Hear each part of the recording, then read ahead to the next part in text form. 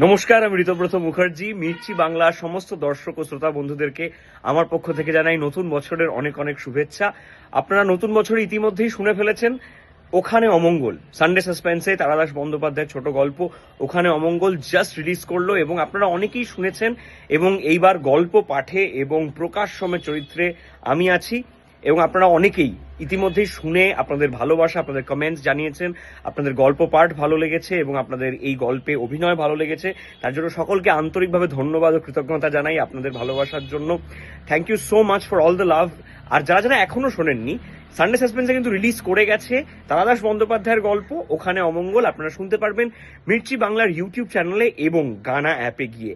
আরও একটা ব্যাপার, সেটা হচ্ছে এই সপ্তাহে আপনারা ওখানে অমঙ্গল তো শুনছেনই, তার সঙ্গে এই শুক্রবারও কিন্তু আমি আসছি একেবারে ভিন্ন একটা চরিত্রে, আপনাদের খুব চেনা গল্প, কিন্তু সেটা কি সেটা জানার জন্য আরেকটু অপেক্ষা করুন।